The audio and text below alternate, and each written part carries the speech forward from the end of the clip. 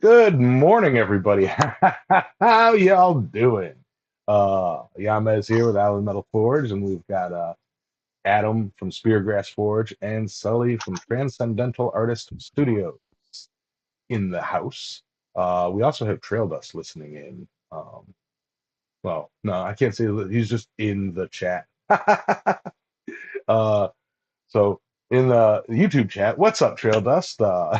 Xavier, Eric, how y'all doing?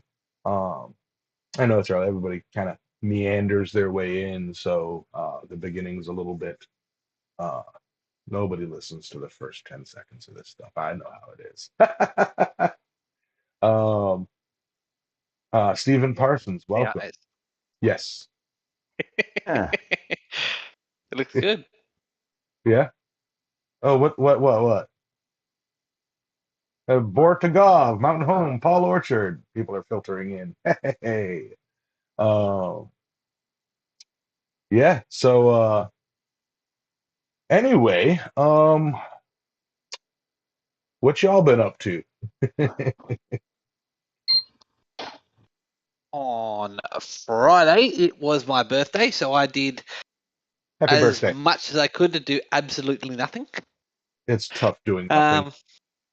It is. It is really hard to do nothing, right? To act, if people should try it every now and again, right? Actually set out to have a day of doing nothing, right?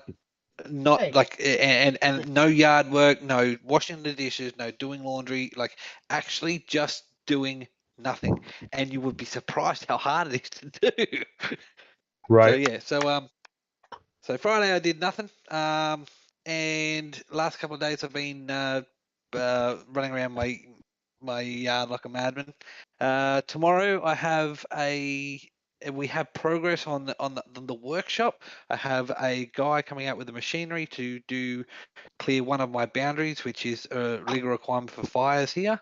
But also while I have him here, I'm also going to get him to push the pad and area for where my workshop is going to go, and Nice. also push the driveway into that. So that leaves it open for next weekend when I go and hire a small excavator, so I can start digging the foundations and dig the trench for the power to go to my workshop. So we got movement.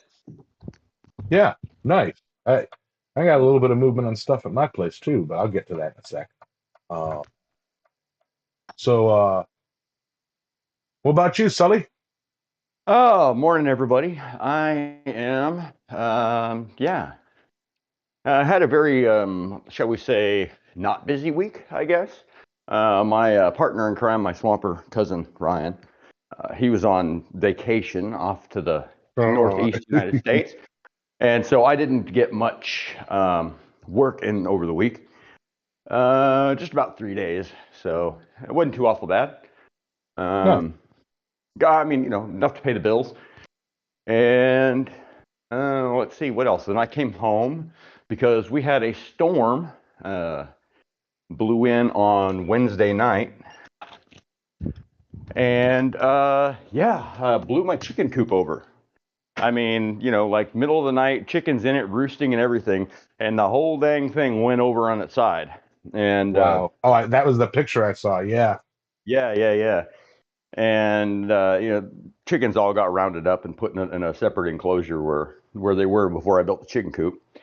And they all survived, no biggie. And when I got home, it was a Thursday afternoon, I was like, I don't know how I'm gonna. All right, well, anyways, I wound up getting it back into shape, reattaching all the braces that popped off and all that. And I'm like, I'm looking at it and I'm like, I can't believe it just moved that far. And my daughter's like, oh, no, it blew over. And I was like, blew over? I can't even move this thing. How the heck did you stand it back up? She's like, me and Trace did. We just pushed it back up on its side. And I was like, okay.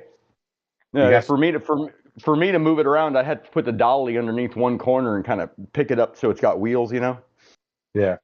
and move it around. But anyways, I got it all put back together. No issues there. And then kind of cleaned up my forge area a little bit. I did a little bit of forging Yeah. When was it? Friday night, I guess. Yeah, Friday night. I did a little bit of forging. Had to work on. Oh yeah. I was making a chisel for or out of the piece of sucker rod, some of that S7 that I have, Chisels. and yeah. I was utilizing some stuff I learned from about S7 and some stuff I learned from the chisels episode, and I made myself a particular type of chisel that's got it's still got the box end or the pin end of the sucker rod on it, and I'm not quite sure if I'm going to leave that there. Well, I'm going to leave the pin end on it, but it's got it's got at one end it's got the taper, and then it's got the square where the box wrench goes. Hmm. And then right below that or right above that is the threads, the male threads, and I think I'm just going to leave all that there as as it if and as it mushrooms, I'll just kind of trim that down. I don't think there's any reason to cut the threads off because I mean, it's just a little bit of extra length or what have you. Because it's going to be one of the chisels that is tool held. Not really going to be a handheld one. Right. I got a couple of them. And so my tongs that fit my hemorrhoid drift also fit that thing perfect. The only difference is they're made for holding something round and it's square, but it's about the same size. So I mean, it holds it pretty decent, anyways. So I did that, and then Saturday, loaded up the fan family and headed up to Dallas for a festival, and we're still up here, and going to be headed back probably tomorrow morning. We're going to go spend the evening with some family over in Weatherford and hang out with them for a bit, and then we'll be headed back to town Monday morning, and that's about it. That's my week so far. Yeah. Nice. Uh, Me. Well, firstly, again, hello to everybody who's joining. Uh, Aimless, Bloobs, what's up? Robert Whitney, Bortagov, Dylan, and Paul of Carnage Creations, and Aaron Dennis, of course. Um, yeah. My week. Uh, well, it was a weird week. First off, had Monday off for Memorial Day. Um, Tuesday, we were out driving around, or we were out, for work, and on our way to our second job, the truck hit something in the road and blew a tire and uh, really screwed us up. Our spare was, kind of not usable, and cops were involved, tow trucks, and you know, it was just kind of pain in the butt. Ruined the rest of the day. um, and basically slammed us up for the rest of the week. But we got everything done. We're way ahead, or not ahead. We're not ahead at all. But yeah. Also on the home front, we've got now. I've been clearing a space or spaces in my yard to allow for the utility companies to come in and trench because they are officially. I think we just got to call them. So it's going to be next week or this up, tomorrow or Tuesday, that they're going to come and change our overhead service, our overhead temp service. If any of you guys know or have seen pictures of my yard and whatnot, there's 3 tent poles that I installed 4 years ago that were only supposed to be there for 6 months, running power from the power pole around to the house. And that's going to be gone, and we're going to be able to get those out of there and make room to get the big tree away from my shop, and then I can in earnest work on the front of my shop to get it presentable. So many things on this yard have been hinging on getting these tent poles out of the way. It's insane. It's almost like I can't believe it's happening. um, hey, Mr. Maker. But yeah, so again, another week where I haven't had a whole ton of time in the forge. Um, but stuff is getting done around here, and that's the important thing. Uh, I mean, heck, I haven't even gotten out there and sharpened and work, done any more work on the chisels I made last week. uh, yeah, so fun stuff there. Yep. Ernest P. World. uh, I do need to seal, continue to seal, even if I take just, uh, the welder and just pigeon crap all across the top of the forge hood that I had built, sealing any gaps and leaks. It's still in that temporary phase, but what are you going to do? Um, yeah, I mean, if anybody else has anything to add for the week, I mean, the chat's just kind of rolling and everybody's saying, hey, howdy, howdy. And, but yeah, uh, moving on to our topic of the week. What's that? Port Auto says, yeah, put a hat on. Yeah, the glare hurts his eyes. Oh yeah, okay, yeah. So as you noticed, I did my random shaved head, um, and get your work did, Yaz. Yeah, I got my work done. But yeah, I shaved my head, shaved my face, got it all nice and clean. You know, it's getting to that summer months where it's ready to go. Bloobs, Yamaz, I need to get with you about a hammer. I wanted to talk about that too. Because I had somebody else contact me about a hammer. Um, so A33 for me right now, um, I'm not certain if I can get it. So I'll have to see. If not, my hammers will be 1045, which is fine. It works just as good. But yeah, so yeah, Bloobs, if you'd like to get with me about a hammer, just email me, islandmetalforge@gmail, and we can get on about it. Stephen Parsons, what is this fancy forge hood I keep hearing about? The wind just picked up and wind just picks up my smoke, carries it away. Hmm. Yeah, that's the topic of the week there, forge hoods. Um, yeah, so forge hoods, as most of you guys who follow me, I have been using barrel hoods for the past 4 years. And while I think they work fantastic, uh, it's such thin metal, and let's face it, I'm not going to cut up a brand new barrel to use as a forge hood. So I've used old barrels. No, the last one I did use a new barrel, and it lasted about a year and a half. Um, but it's not perfect because uh, I live in a very humid environment, so it rusts out really quickly. And yeah, let me just say, Sully, if you're talking, I can't hear you. You're on. Oh, he's probably talking to somebody. But yeah, anyway, forage hoods. I've been running a barrel hood, and basically to do that, you cut the barrel in half or at whatever height that you would like, wherever your chimney sits. Mine was roughly in half or a little bit less, and cut out an opening and then cut a hole in the top for the chimney attachment. And my chimney, if you go to my Island Metal Forge table video, you can see my whole setup. It comes up 90s out and then 90s up. So it's got two 90s in it for the stack.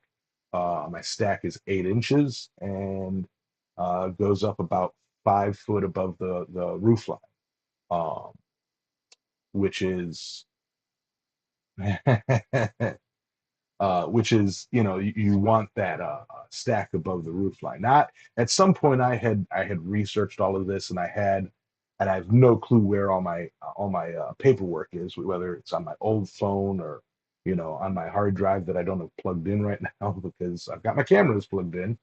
Um, but there's all sorts of measurements, and we were discussing this in the pre-chat a little bit.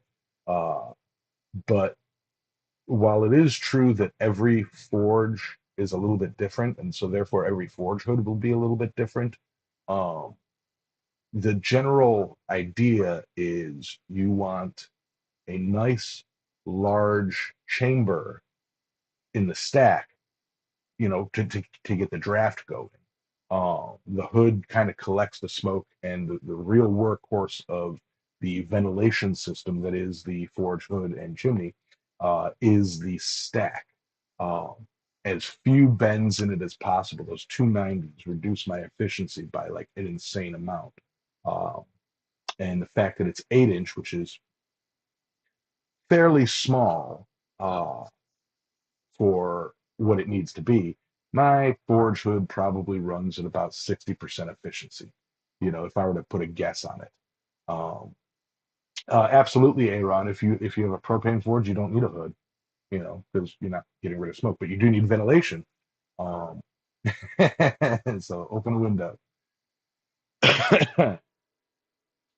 Yeah, Sully looks like he's in a low budget film. He muted himself. Yeah, well, I got four other people in the room, so I know. when I'm not talking, I just mute the mic because you got the grandson over here, Yeah, and everybody else, and I hear you. then women folk are all gossiping about people that I don't even know, and oh, did you hear so and so went to jail again? And I'm like, who's that? Yeah, I hear you. We're just messing with you. Okay, so side note of what I was, huh? I was going to say, I kind of disagree with what Aaron has about no hood for a propane forge. Because of that ventilation, having some sort of hood and exhaust can actually help some of the uh, residual heat to escape from the surrounding area of the forge, but also by that going up a flue or a chimney or whatnot, even if it's just the heat, that will actually cause a Venturi effect, but also a vacuum effect, which will actually draw cooler and fresh air in, because when something goes it exhausted, something has to be drawn in. So having a hood around a propane forge might actually, whilst it might not be over the actual forge itself, it could actually be a bit beneficial. Just saying. Yeah, yeah. No, it's if you have the setup to do that. Yeah. In my thinking on it, with a propane forge, if you have like proper ventilation in the room, like if you like, for example, my shop has three large roll doors. I open that up and I'm essentially outside.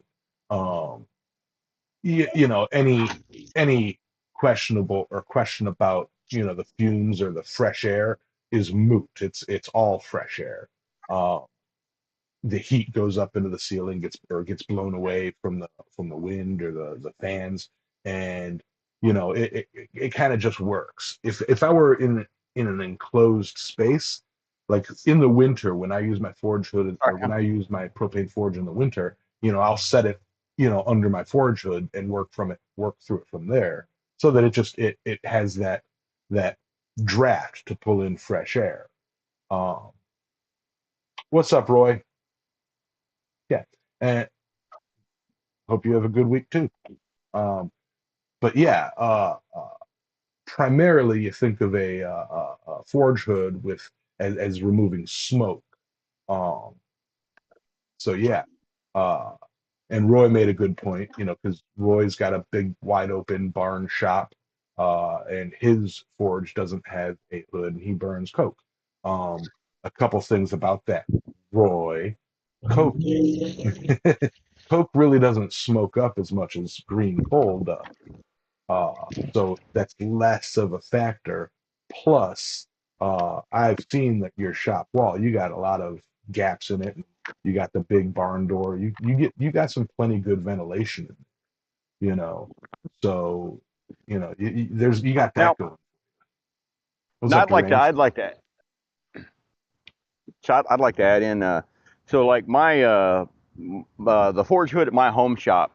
It's like we were talking about before the show. It's a barrel forge with a barrel top. So it's a full barrel on the bottom and a half barrel on top, and then like a half moon cut out of it that goes back far enough that I can get a piece straight across the fire pot.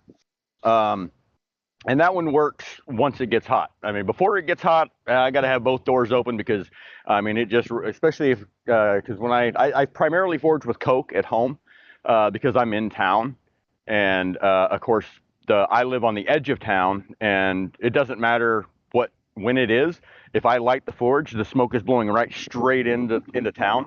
And so I try to, I use a little bit of green coal to help get the fire started, and then as soon as it starts rolling, I throw in with coke and it quits smoking. Whatever. Anyways, but at work, I've just got that little what is it? Maybe 24-inch by 24-inch rivet forge, and there's no hood on that. And I mean, when I light it off, I mean my entire carport just fills, and because the carport is up against one wall of the shack, and it's not really conducive to airflow, especially in the summertime because just the direction the wind comes that time of year.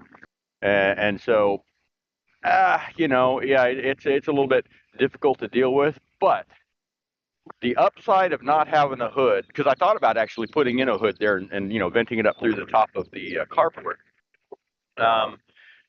But then I decided not to, because when it gets all smoky like that, I just kind of step out back, out to the end and just let it roll. But other people like that want to come and hang out, that they tend to come by for just a second, and they're like,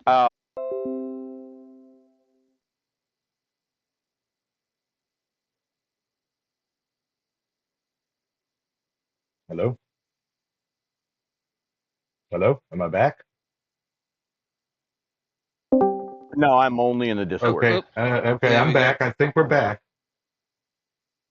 Wow, my internet just kind of went. Oh, wow. I apologize, everybody. Uh, Y'all blaming me for cutting out, and I'm like, wait, what? yeah, no, because you were walking down the laneway, and it you started getting choppy on my end, and I couldn't hear you, and I'm like, and then I checking my settings just to see if it was my end, and yep, I was full red, internet was flashing, and then Discord dropped out, the stream cut out, YouTube said you are no longer streaming. I said, wait, what? Um, Uh, are we back? Are we back on now? we are back. I've got to reset up some stuff, but we are live currently talking to people. So let me just reset up my screen. Uh, that was nuts. Hold on.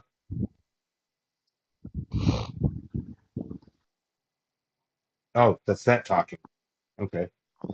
All right. All right. All right. All right. All right, all right, all right, all right. Yeah. All right. Mr. McConaughey in the house. Yeah. Guys, when we have technical difficulties like this, and for those of you listening later on the podcast, sometimes we have technical difficulties on the live streams, and so the chat just keeps the best thing about this community is the chat just keeps rolling. As long Yeah. as we've still got that live stream up and going, the chat keeps Yeah. rolling. So on a technical end, what happens when that happens? Because I do live in a rural area. Um, if the internet happens to drop out at my place, uh, both Sully and Adam are set up to take over the stream without having to change channels or without having to change videos. And all I have to do is end my OBS stream, which cuts the feed, and then they open up their OBS and input the stream key, and then start streaming, and it pops back up. So back end, the show will go on. It's just that brief gap in transmission.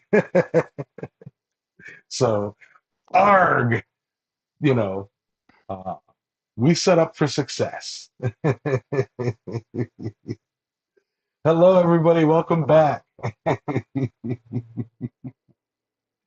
And I'm just kicking it out here at the pool.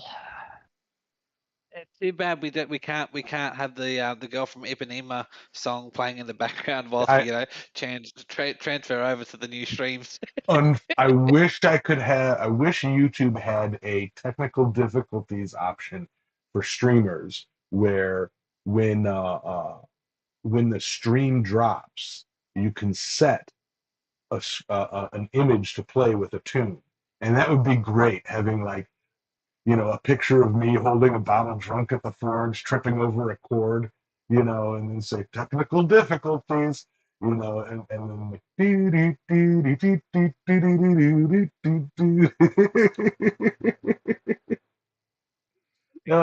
My point. yeah. So where were we? I like literally empty I head, was, no thoughts I was, now.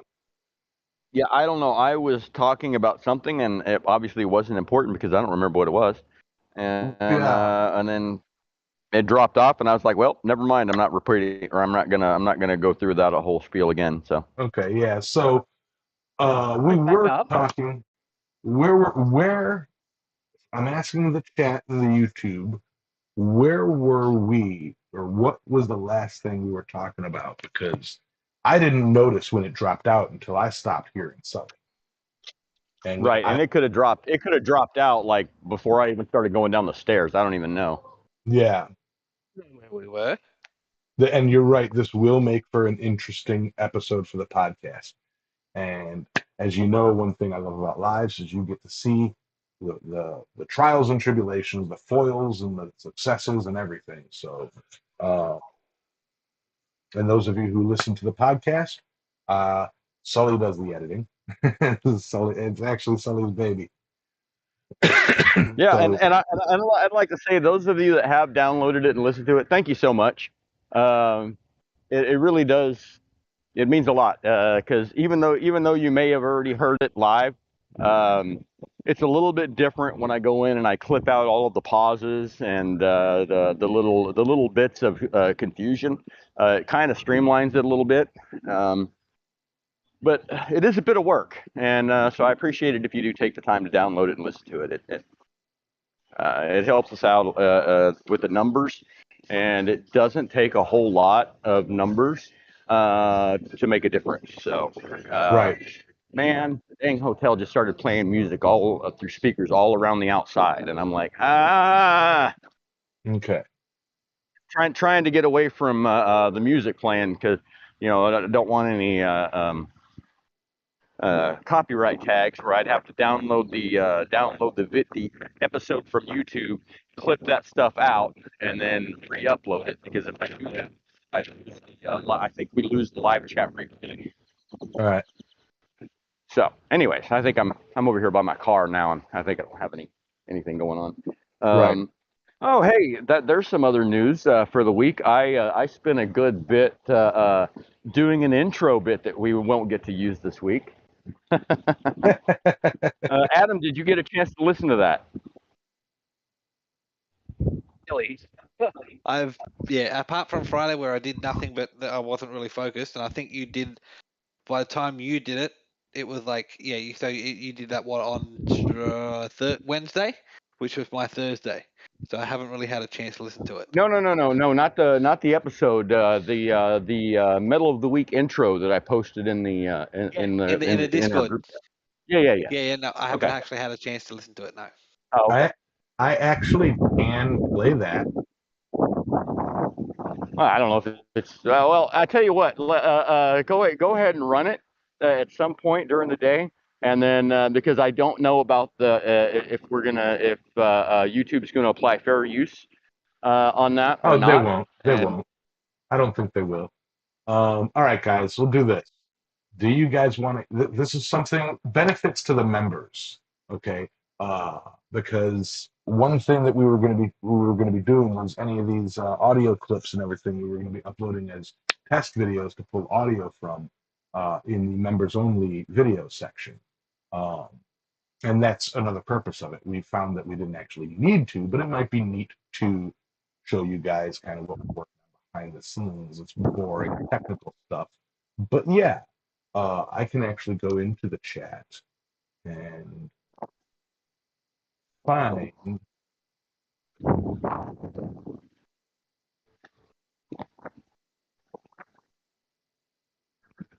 There we go. I'm curious on audio levels and everything because that would All be right, hush, hush, hush. Silence on the set. Is that metal? I hate to say it, but Yeah, not to be contradictory, but it's very metal. metal. Metal. Pretty metal. Yeah, it's way more metal. I guess I didn't know that stuff was metal. That was cool.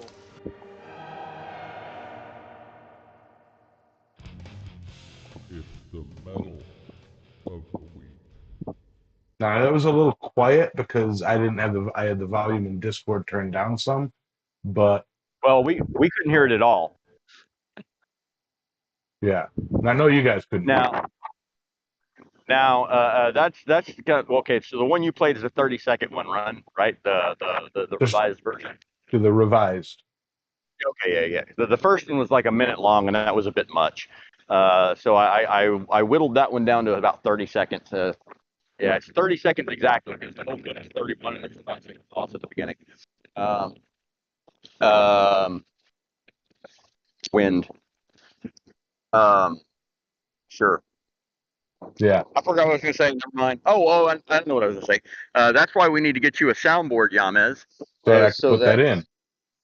So that everything comes out of your audio simultaneously, and it goes into both the Discord and the stream. And that way we can hear everything that you play. Right. I'm going to go back inside. Because All right. But yeah, anyway. I'm sure the microphone is jacked. Back to topic. Bortagov has a question. Does anyone know how hot single-walled chimneys on the forge can get? Just placed a new forge and the chimney goes through plywood roof insulated with ceramic cloth. You should be okay. I don't want single wall. Yeah. You're Man, not. I don't know. You're not gonna get like, okay, so I have it. Okay, let's put it this way. I know that whatever galvanized steel off gas is at, it doesn't get that hot. Even directly above the forge, it doesn't get that hot.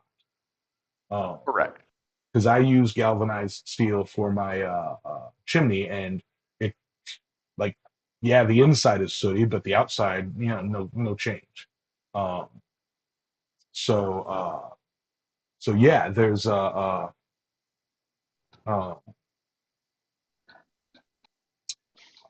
think on plywood you should be fine, especially if you put like a ceramic cloth or some sort of a fire stop caulk, a high heat caulk around it.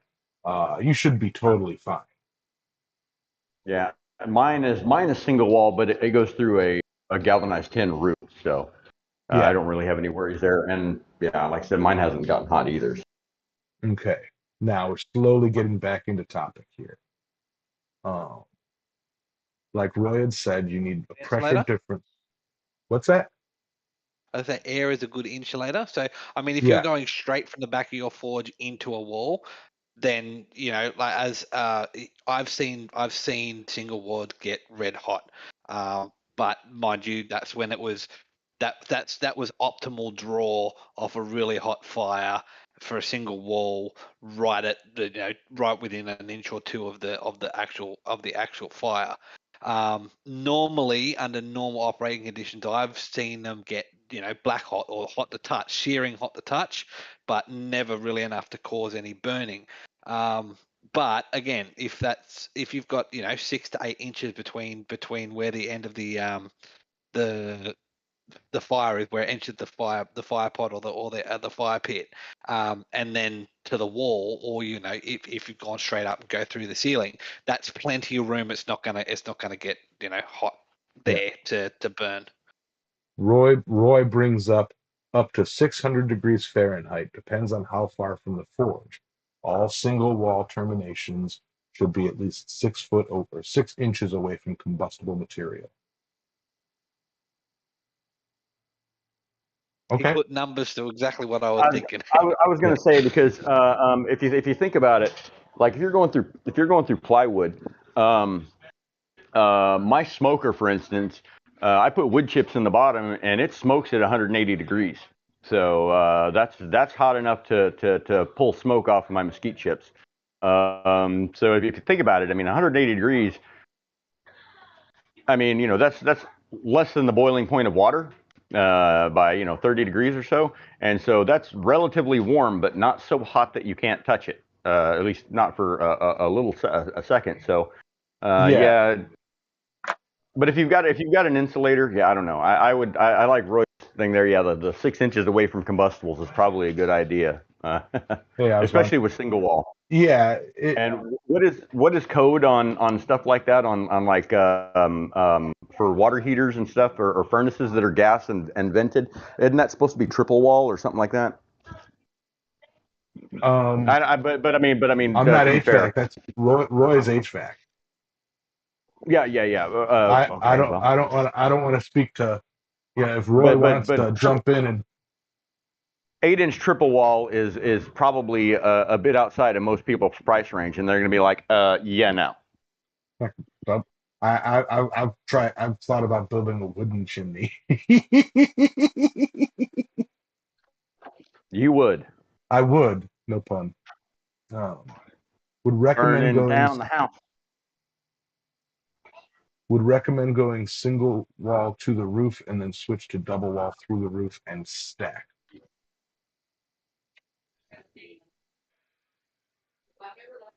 See, this is one of those topics that there is a lot of science with it that I sort of know, but I researched a lot of it, and 90% of the fire protection aspect of it didn't apply to me because I have an all metal building and no combustibles in the area of my chimney flue and forge hood.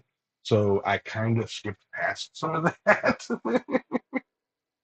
if I'm being fair. And I fall prey to that just wrong way of thinking of like, oh, if it applies to me, it applies to everybody. Sometimes when I'm you know, thinking of something, but yeah, no, I often forget that everybody has a metal building. If you've got wood, uh, protect it. Obviously, if something gets hot, don't have wood butt up right up against it. Have some sort of insulator or air gap. Um, as Roy said, 6 inches. Uh, so yeah, um, better safe than sorry when dealing with flues or anything hot. Um, but yeah, man, I tell you, that technical difficulty thing just screwed me entirely. I can't think straight now. You go into panic mode. Yamez, you can't think straight without That, technical difficulties, anyways. So yeah. uh, but yeah, plywood has glues and volatiles in it, and it will cook over time. Yeah, yeah. So listen to Roy. He knows more than me, a lot. And technically, I was supposed to have this research. This is my bad. It's just I do have. If it didn't freaking close out with all my issues, I did want to go into the different types of hoods too. You know that is a fair point. You don't know your shop burned down until it's already done. Yep. And that leads to an interesting point. Just because you don't see a flame doesn't mean it's not on fire. Smoldering fires inside something is a thing. But everybody knows this. You put out a campfire, and then you come back in the morning, it's flaming up. And, you know. Um, but yeah, doing double wall would be ideal. Um, just to be on the protective and safe side. And if you get the stove pipe, that'd be great. Where I'm at, I don't have easy access to uh, like double wall anything, and I don't have access to anything larger than 4-inch stovepipe. Uh, So I would have to like custom order or order from somewhere that deals with it. I live in a subtropical area, so not a lot of, you know, big wood burning stove stuff around me. Um, so yeah. As for forge hood types and styles, uh, we've talked about the barrel forge, and if you watch my show, you know that I just recently built a big square box to go on top with a hole cut into it. Exactly, Speargrass. Tropical areas, what's a fireplace? Um, but yeah, I don't have uh, a hanging hood. You got the hanging hood types. Um, Man, I'm just yeah. I don't. I've seen them work. I think that I would need a larger diameter chimney to get a hanging hood or something other than the box hood to work. Uh, and uh, so you got the box hood, you got the enclosed hood, like I have. You've got the hanging hoods, something like Charming Hollow Forge has, or no hood, like Roy has, and a lot of people. And then you have something that I would really love to build uh, is the side draft super suckers, um, and that's basically the hood isn't over the fire at all; it's next to the fire. And how those work is you build a fire in the hood in the chimney area, and it starts the draft, and then you light your forge, and it starts pulling the heat and smoke from that into it, and it keeps it running. And if you've ever looked up videos of a side draft forge or side draft hood, uh, it is some of the coolest. It's a cool smoke show, like it all just the flames and smoke just goes sideways off the top of it, and I want one so bad. How up in Adios, the Now Will. effort I to have a make one of question. those with a blower? Whoa. I have a question. On the side drafts, are those typically forced air, or do they eventually just like? Because I know my top. When I first fire it up, it's forced air, and but once it starts rolling, once the flue or the once the stovepipe heats up, it drafts on its own, and I can just shut the air off. So on a side draft, is it because it's kind of off to the side? Does it have to have that forced air all the time, or can you just shut it off and once it heats up, let it roll? You don't have forced air. It's not forced air. Uh, Basically, you start the draft by building a small fire inside the hood, and it starts the draft like to the point where you can kind of feel it. And as long as there is heat going up that pipe, um, or going up that flue, it pulls the heat and the smoke from the forge, from the fire pot up and over into and up and over into the hood open. And when To be fair. when I say it's off to the side, I'm not talking feet. I'm talking it's like 3 inches to the side. It's close. It's right next to it. And some people will build like a little lift gate door kind of thing over it, to where it acts as a little kind of a catch hood, but it's not necessary. Um, I could pull up. So I'm on the anvilfire.com super sucker. They have plans for building one. I'm on the website right now. I could pull it up and show y'all. Uh, Well, because I know the plans for those things that are in the. I mean the so they got me there. The practical blacksmithing book, the plans for the side draft forges and whatnot are just like, oh, especially the brick ones. And I'm like, God, I want to build one of those so bad. Right. And honestly, I guess that was kind of a stupid question because 200 years ago when they were building side draft forges, they didn't have forced air. They didn't have a fan they could plug in to suck the air up the flue to start out. Yeah, I'm showing on the site right now, or on the in the video right now, the anvil fire page for the Super Sucker hood, and how it work, or how it's, it says its plans on how to build one. And it's got a couple pictures of them working. So if you've never seen one, it's a neat checkout. And watching videos, I know John from Black Bear Forge uses a uh, side draft hood for his coal forge, and in some of his videos, he's got some real cool footage of it running and working. Um, but yeah, they're nice because you don't have anything directly over the top of it. You can see what you're doing. You can work pretty efficiently using one, and it's like an open concept. Uh, Kind of splitting the difference between a forge hood that hangs over your workspace and something like what I have, which is the box around it. You know, I'm fine with what I have right now. Down the line, I'm going to need more room. So yeah. Um, as it stands right now with my forge hood, I could not pull the forge table into the middle of the room and work out of it and still have a hood. It's kind of locked into its position. But if I were to, have the forge in the middle of the room and build a side draft forge to it, you could work from all three sides.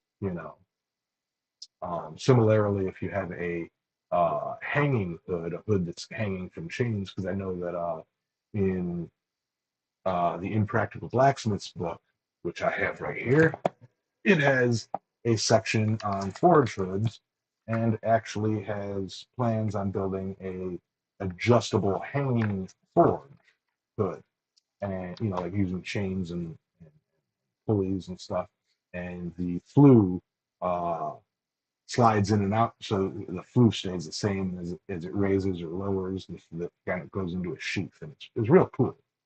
Um, but yeah, it's the having, bottom line, having a forge hood is entirely situational. Like, do you need one? Um, you know, mm, if you're indoors, or in a shop, it's nice to have it so the shop doesn't fill with smoke.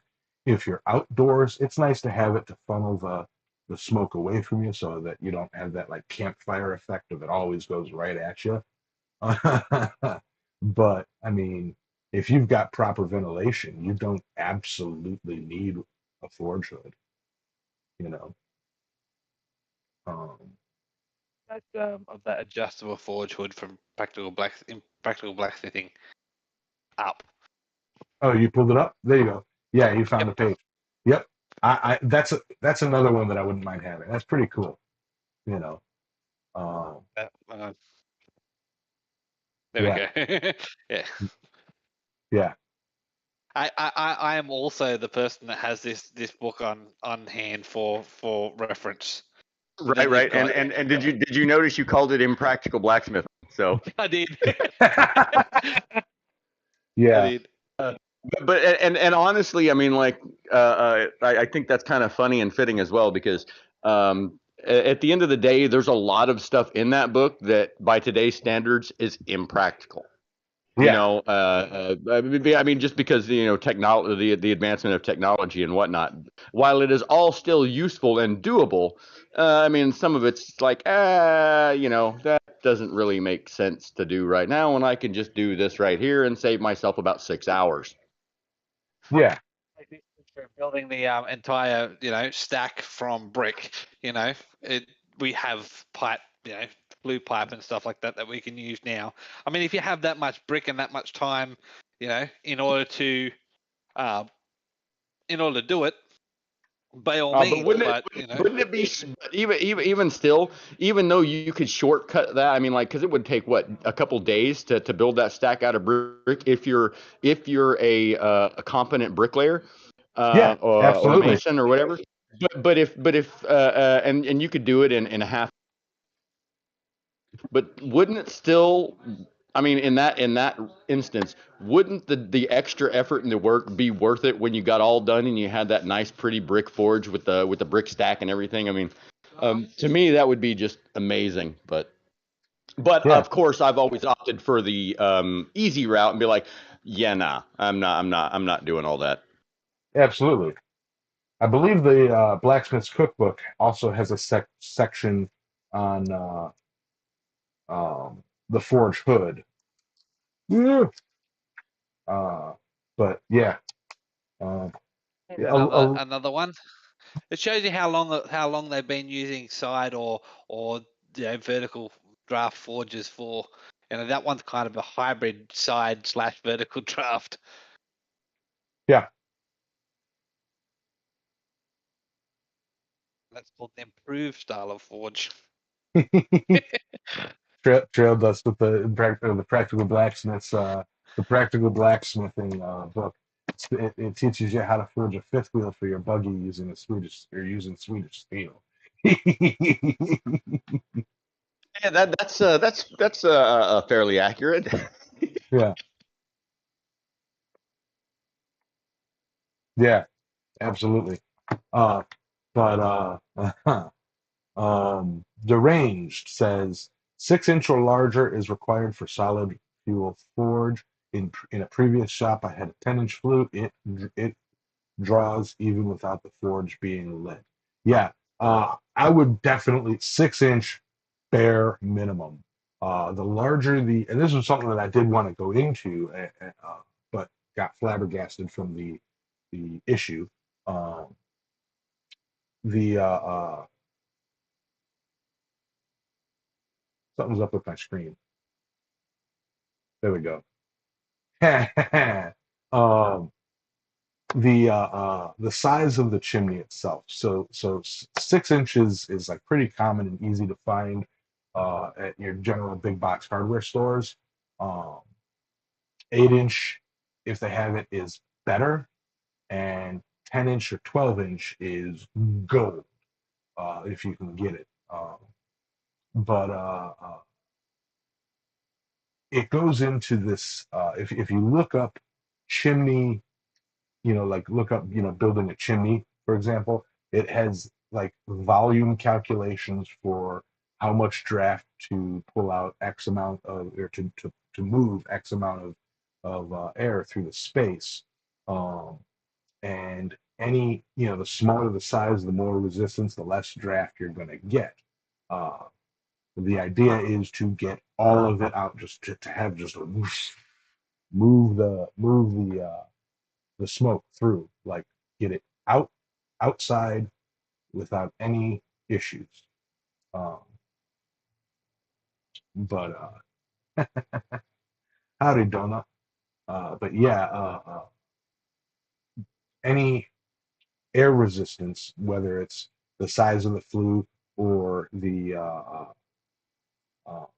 any bends or 90s or 45s in the flue, for every one of those you need to increase the length and diameter.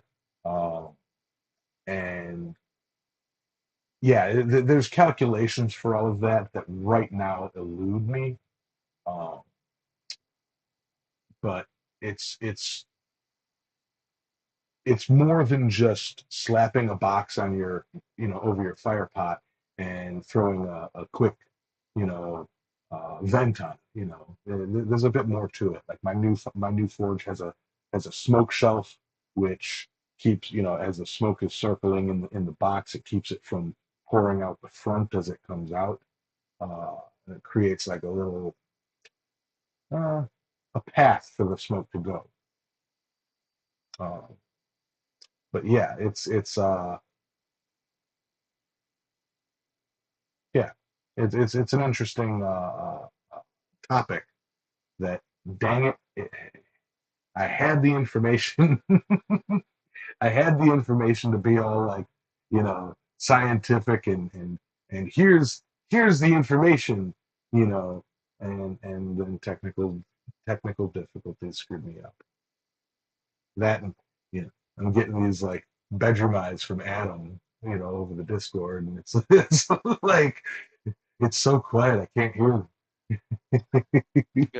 Somebody's ready for a nap. Yeah. But I Right? was just thinking. I was just thinking before, right?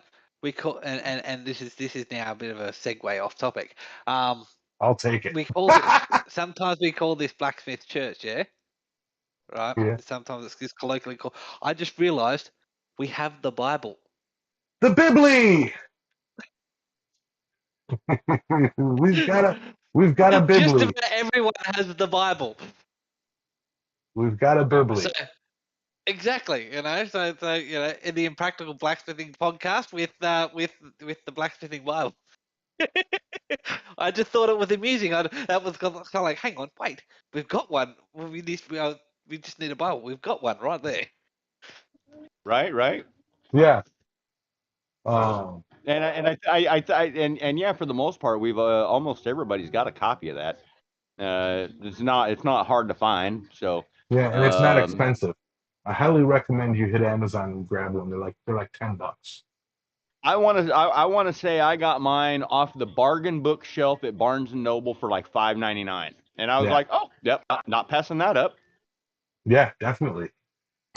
Yep, you can learn how to maintain, forge and maintain your fifth wheel for your horse and buggy.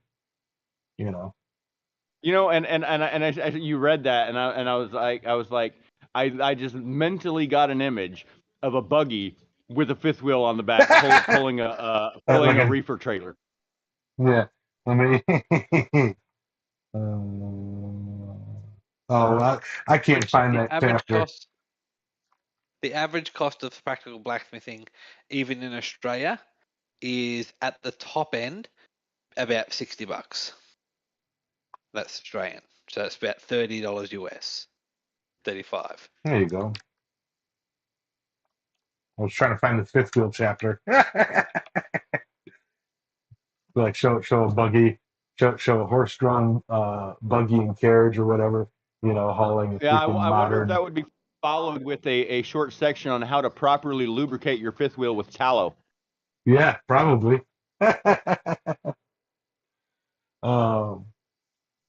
But yeah, with that, guys, I know the technical difficulty kind of got all screwed everything up, but heck, that sentence was screwed up. But it's pushing noon or pushing 11 rather, and I'd say we can kind of call that. We may readdress this topic in a more streamlined fashion, later on. But yeah. One. What? I said Forge Hoods Part 1. That's what this one could be called. Attempt at discussing forge hoods.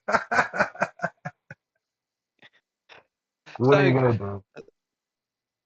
So, guys, thanks for joining us. You can find Yamas on YouTube, Facebook, and Instagram. You can find Alex at Transcendental Artist Studios on YouTube, Instagram, and TikTok. And you can find me, Adam, at Speargrass Forge on YouTube, Instagram, and Facebook. Don't forget, if you have any suggestions for the Tool of the Week, Metal of the Week, or any other topic, you can leave it for us under the hashtag Metal of the Week in the YouTube community chat on Discord, or you can email us at islandmetalforge@gmail.com.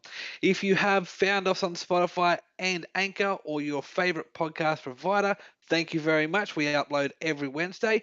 Or you can join us live every Sunday morning at 10 a.m. Eastern Standard Time, and that's currently 11:30 p.m. Australian Central Standard Time, but check against your local time for the exact time to join us over at Island Metal Forge YouTube channel. Finally, those of us that have joined us in the YouTube, thanks for watching. Don't forget to hit that like and subscribe button. We appreciate your support, and any support that you do provide us does go straight back in the channel and allows us to continue providing this quality content and hopefully less and less internet shutdowns for the future. Is there any final thoughts while we're here, guys? Hey, I'll just throw mine in right quick so I can mute my mic. It's getting a little crazy up in here. Y'all, if you get a chance this week, get out look at what you got sitting around. Put on your PPE and build something. And you know what? And it's not worth building if you're not having fun doing it. So have a good time, be safe, and be mindful of the heat. It's still warm out there. So drink plenty of water, stay hydrated, and we'll catch you guys next week. Yep. And just to add on to all of that, thank you guys all for supporting us and helping us out and being a part of this crazy experiment that we call uh, life and blacksmithing. Um, really couldn't do the show without you guys. Really couldn't do the show without you guys. Adam and Sully. Um, it's you guys. You guys are the reason I wake up in the morning. Well, that and my back starts hurting, but that's neither here nor there. Be safe, be creative, make something beautiful. Go to some Blacksmiths Challenge group on Facebook and everybody, troll John Burnell and give his poker a like. He needs to win something. Uh, and by the way, thank you. I got your package, John. I will be working on that this evening. Will be Damascus. So I will see all of you at 6 p.m. Eastern. Be there or be square. Adios, guys. Bye, everybody. All day.